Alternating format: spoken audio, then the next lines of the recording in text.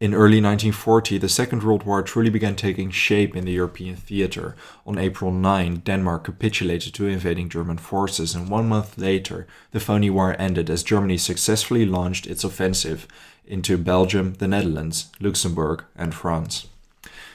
However, on that fateful day, May 10, 1940, Germany wasn't the only country to cross nearby borders and invade other countries, because Great Britain did just that on the same morning the Phoney War ended. They invaded the tiny island of Iceland, located in the North Atlantic Ocean. Now, the invasion of Iceland was curious for multiple reasons. We'll have to briefly gloss over its recent history to understand why, but there was one main reason. The island did not have an army, nor did it have a navy. In fact, Iceland was very dependent on Denmark for its defenses. Sure, Denmark recognized their former colony as a sovereign state since December 1918, but the island still entirely relied on Denmark in terms of military power. The island itself housed a little under 360,000 civilians, with an area a bit over 100 square kilometers, making it the most sparsely populated country in Europe. And although Iceland is sparsely populated, it is exceptional for not having a military, even among its similar smaller countries. For example, Luxembourg has a population just a tad larger at 626,000 inhabitants, but they have a fully equipped and trained infantry battalion.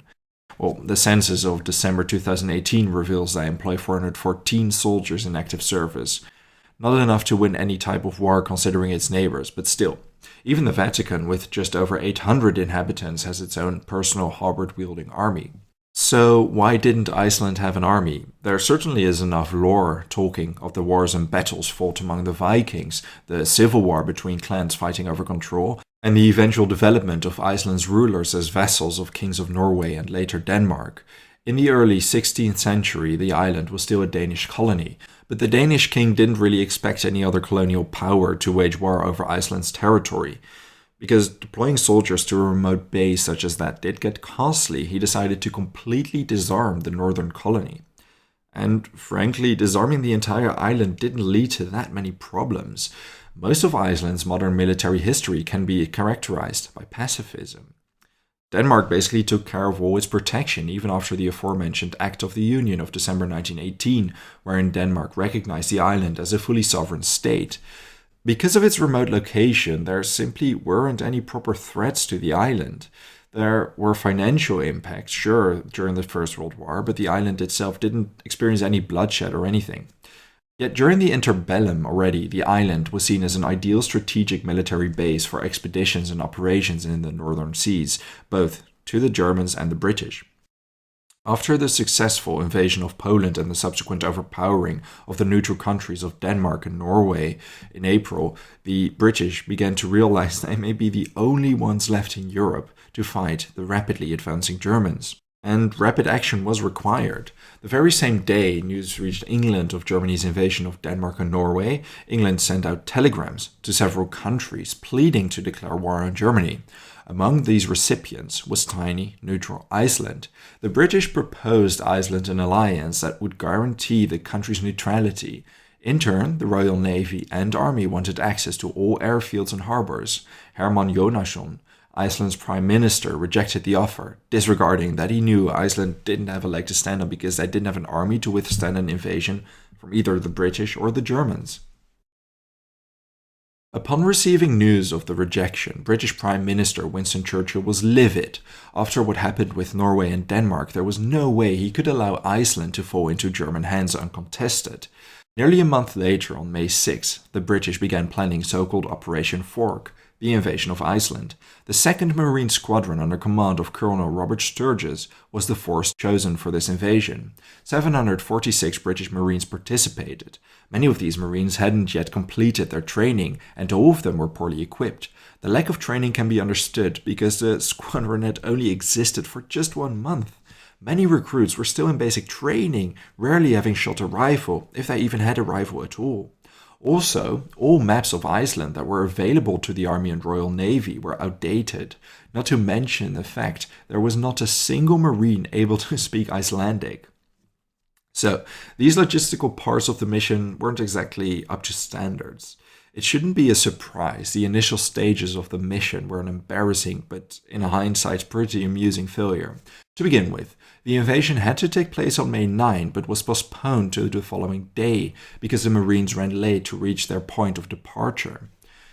Because of the time constraints, they left a lot of ammunition and supplies in the British harbour. The vessels bringing the Marines to Iceland were HMS Berwick and HMS Glasgow, yet these vessels did not have enough capacity to house all the Marines comfortably, and during the transit, many Marines became seasick due to their inexperience. According to eyewitness accounts, several Marines that were fortunate enough not to get seasick decided to use the journey for some rifle practice. So, on the night of May 9 to 10, two stacked vessels sailed towards Iceland.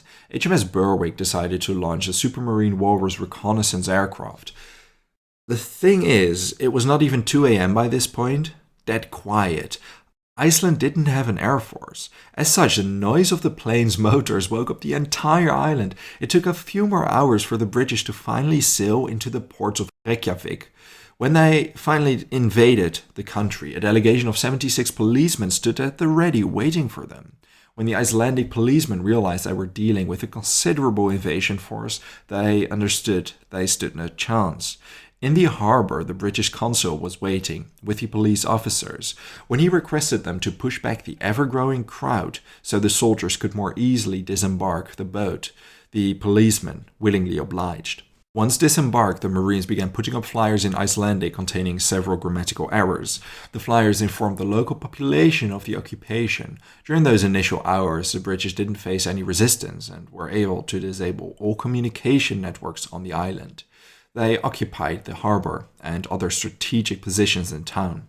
They preemptively arrested any German citizen they came across. The German consul, Werner Gerlach, had been aware of the impending invasion thanks to the Supermarine Walrus reconnaissance aircraft circling over the city during the nighttime. He spent the entire morning burning sensitive documents. When Marines came by, Gerlach pointed out they had just invaded a neutral country. The argument was swiftly parried by stating Denmark and Norway had been just as neutral. Once Reykjavik was occupied, the Marines began building an air defense system within the capital, and several units went on their way to secure the rest of the island. I'm not going to be able to pronounce the following city names, but by claiming local transportation means troops moved north to capture cities such as Vjáfjörður, only to push forward during the next several days and capture the northern town of Akureyri. Taking control of the northern part of this island was crucial to prevent any German naval counteroffensive from happening. Subsequently, the cities of Kaldauarnes, Sandskeioi, and Akarnes were taken to avoid any aerial assault with Fallschirmjäger from overpowering the British forces. Those same Fallschirmjäger had wreaked havoc behind Allied lines. For example, Eben Emael was once deemed Belgium's impenetrable fortress, but quickly overtaken by a German paratrooper force. So, how did Iceland's government and population respond to this sudden act of aggression from the British? Well, on the evening of May 10, Iceland's government formally denounced and protested the invasion. They noted how Britain violated Iceland's neutrality and sovereignty. They realized they weren't in an actual position to resist, though. The country had neither an army nor navy.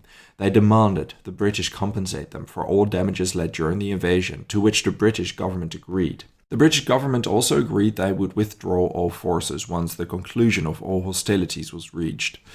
To their allies, they communicated they took protective custody of the tiny island. It was quite a bloodless invasion. However, there was one casualty, albeit not on the island. As the Marines were sailing to Iceland preceding the invasion, one of the men decided to take his own life. Details about why and how are entirely unclear, but it is noted that the only victim of Operation Fork was just that poor Marine.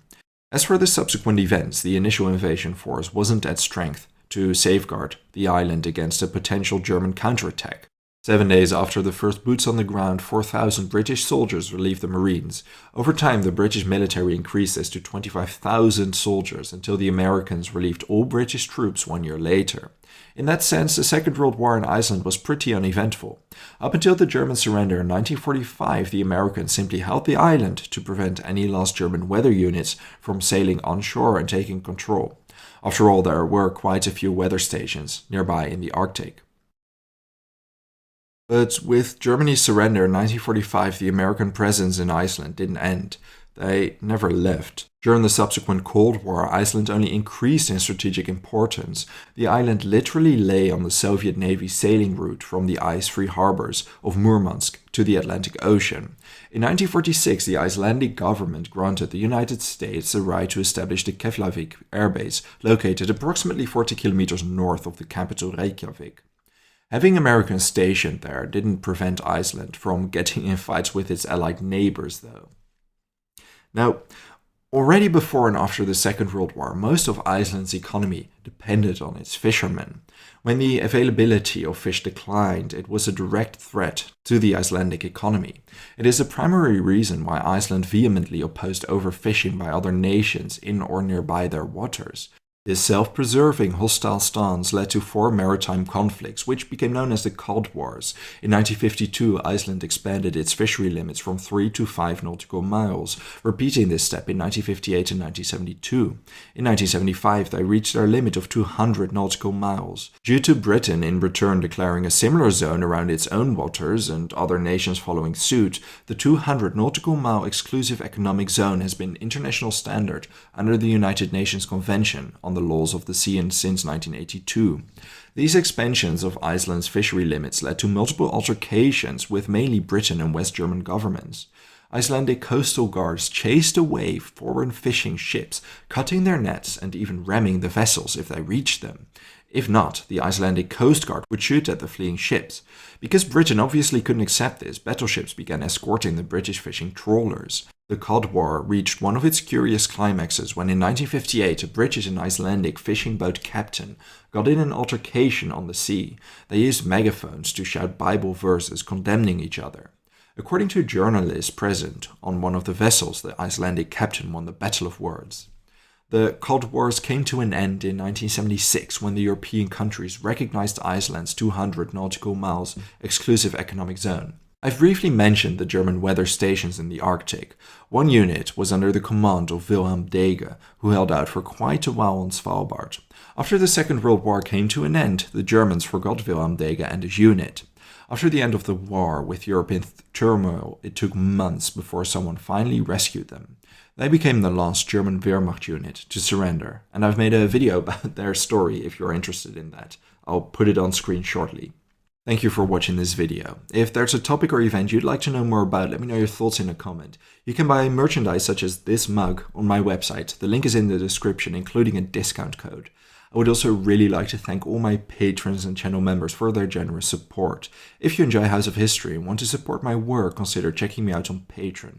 For just $1 a month, you will already gain access to the exclusive Patreon series. Don't forget to subscribe. See you next time.